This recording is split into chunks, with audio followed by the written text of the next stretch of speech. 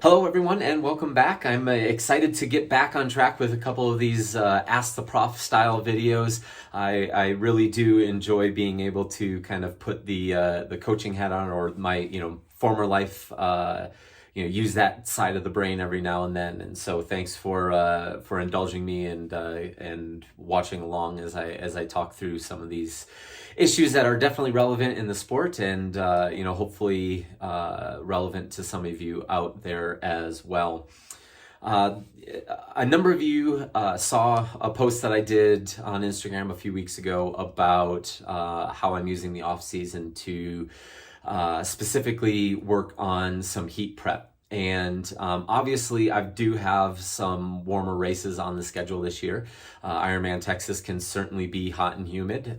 Even if it's not hot, it will most likely be humid, which is definitely a big deal, especially for me. So being prepared for the demands of the course is definitely something that's always on my mindset, and having the heat prep phase in the workout schedule is definitely important leading into that race. But there are also some other benefits that could potentially come from doing some specific heat prep. So that's what we're going to talk a little bit about today. I've talked about heat in the past. I apologize. It was one of the very early videos that I did, so the overall quality isn't the best, but I don't feel the need to go over and explain heat stress or heat load. I will link that video here in the comment section below, or in the description below, sorry. And if you want to get a little bit more of a crash course on heat stress and what causes it and how our body deals with that, make sure you check that video out. So I'm just really going to focus with this video specifically on what I was doing for heat prep and why. So the biggest thing that I want to emphasize here is to make sure that you have a plan, and that plan needs to be progressive. So don't just go all out, at multiple days in a row. Have a plan. Start easy. Start slowly increasing your heat stress, and then gradually build up. There are a number of studies, a number of recommendations out there. I will link a bunch of the research that I've found, again, in the descriptions below. But again, just to kind of summarize some of the basic concepts. So in general, you want to be doing a minimum of 10 to 14 days. When they say 10 to 14 days, that's if you're going to travel like I do every year. As I was prepping for Kona, I would go somewhere hot, humid. As I prep, you want to do a minimum of about 2 weeks there, so you're getting that 14 days of heat stress. But you can also spread that out over the course of, say, a month. So what I did recently over the month of February was 4 weeks of 3 to 4 heat sessions, with the intention of significantly increasing the heat load. So you can do this in multiple different ways. A lot of the studies that are produced out there have been done on consecutive days, but it definitely doesn't have to be consecutive days. Once you've got the heat adaptations that you're looking for, if you go back to a cooler environment and do absolutely nothing, they'll slowly dissipate over time. However, if you increase the heat load one session per week, you'll probably be able to maintain most of the benefits. Again, which is why I started this early. So that way, when we get a little bit, I was kind of trapped indoors in February. The weather here just didn't really cooperate. And so I, with Coach Julie and the rest of my team, we decided to do this early so we can just focus on maintaining the heat prep. And then when I can get outside, even though it's going to be a little bit cooler, we can shift away from, a heat emphasis and really work on the fitness components and the race specific prep for, the long flat course that Texas is going to be. So that was kind of the reasoning behind doing it earlier, is try to be efficient with the the time and the circumstances that we had. There's a number of different ways you can go about trying to increase the heat load.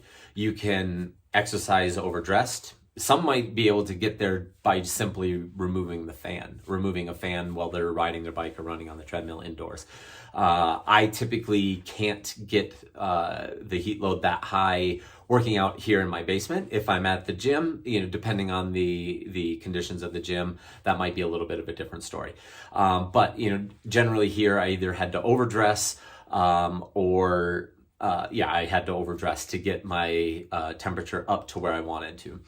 Another strategy could be to you do passive, or where you go and sit in a sauna or heat chamber, which is what a lot of the studies do. But most practical applications are a sauna, steam room, warm bath, something like that.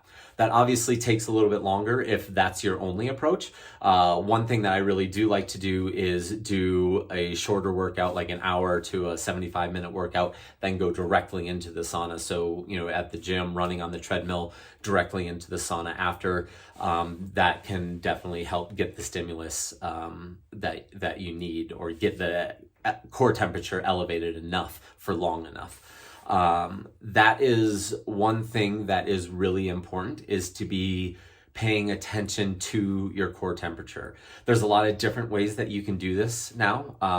Obviously you can use all the studies use rectal thermometers. That's kind of the gold standard. But that's not the most practical and comfortable way of doing things while you're exercising. I mean, 3 centimeters is kind of a long way. But thankfully, there's new technologies that make that so that's not what you have to do.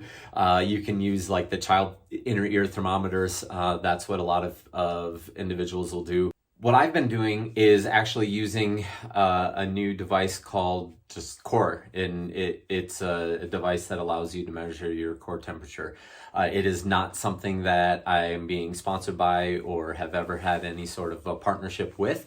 It's just something that I've found a little bit of value in. And to be completely honest, I had a lot of struggles getting this set up right away.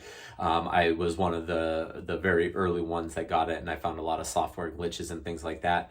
Now with a number of firmware updates, it's actually been a useful tool. So hopefully that's just something that is a struggle of the past. It would be nice if you could actually upload the data from your Garmin straight into Training Peaks and be able to see the power overlay and things like that, or see the core temp with the power overlay.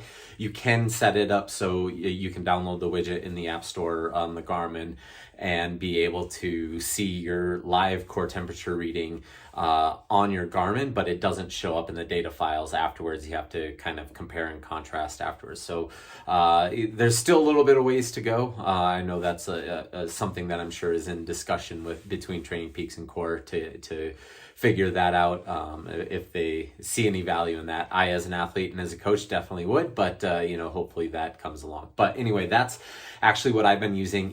I can't stress enough that it's important to continually monitor your body temperature as you do this, even if it is just with an ear temperature or ear thermometer, because you obviously don't want to do too much and put yourself at risk for heat stroke. So the numbers that I see most often popping up in the research are you want to get it over 101.2 or 101.3 in order to begin that getting the stimulus. So you want to get it in that range, and some studies say you want to keep it there for 90 minutes. Some will say you can target maybe do 2 blocks of 50 minutes with 10 minutes between, and there's been other studies that show there's really no difference if you don't get any additional benefit by trying to go 102 degrees versus 101.5. So for me, typically I try to keep it within the 101.3 and 102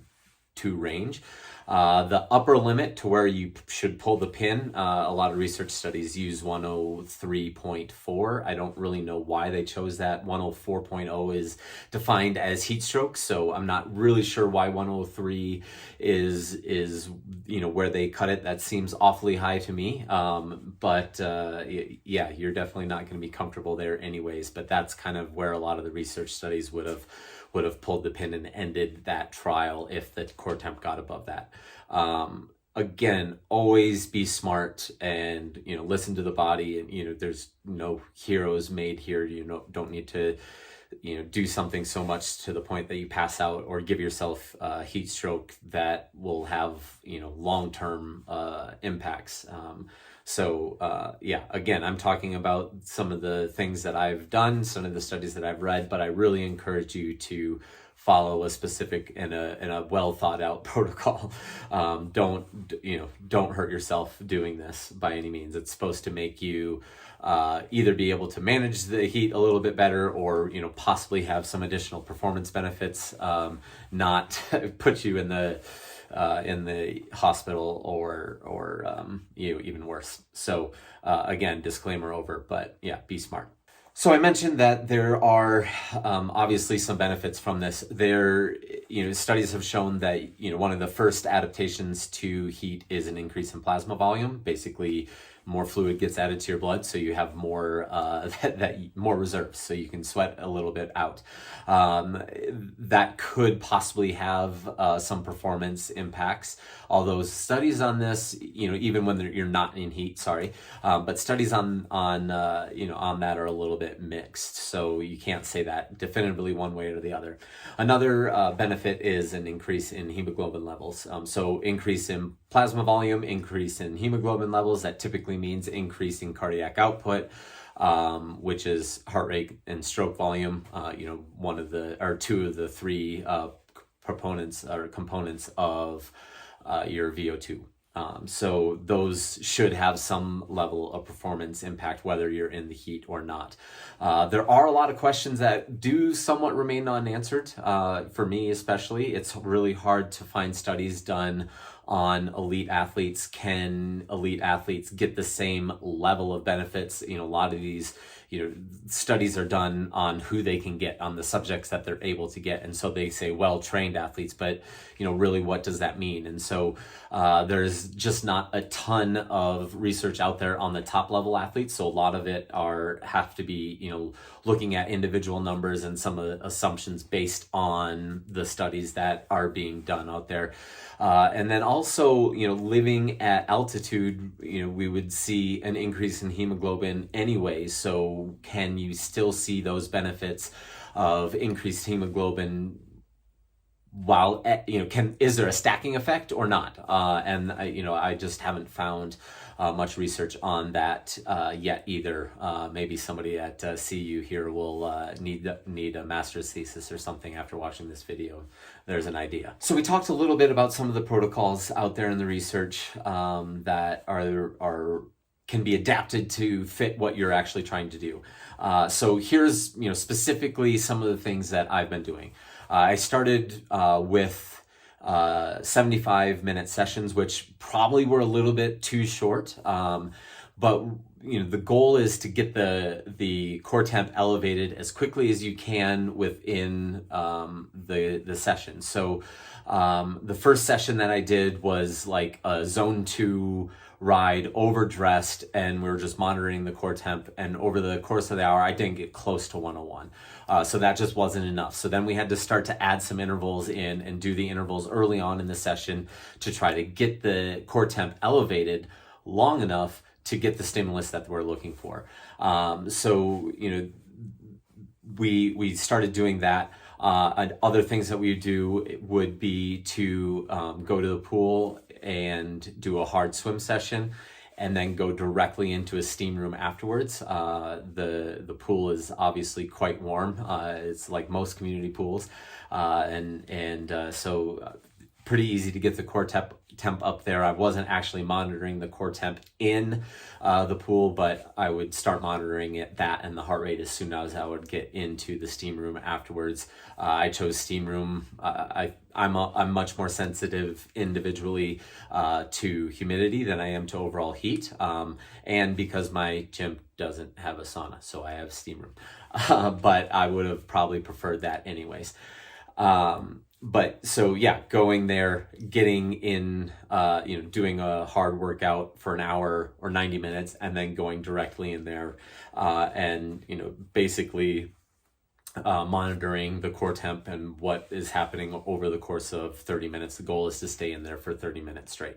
So I mentioned passive heat exposure is an option. It's maybe a great way to start, and then start the whole adaptation phase. But personally, I do the passive after active. So I use an active for maybe an hour, then get into the sauna afterwards or the steam room afterwards to get that full dose, or the 90-minute target that a lot of the studies are using is the overall exposure. So the last thing that I really want to mention, I've been a little bit all over this with saying have a very structured plan and have it progress just like you would a normal training cycle. It shouldn't just start all out. You kind of ease into it and slowly add the additional stress. You have to keep in mind that this is a lot of additional stress that you're putting on the body, and so you need to be willing to back off the training just a little bit as you're adding a significant amount of external heat load to the body. You don't want to just add a bunch of heat stress without really adjusting the training, because it can really you'll start to feel it a few days into that protocol if you're not adjusting things appropriately. So I can't emphasize that part enough. Again, starting doing a couple of sessions a week, 2 or 3 sessions a week should be adequate.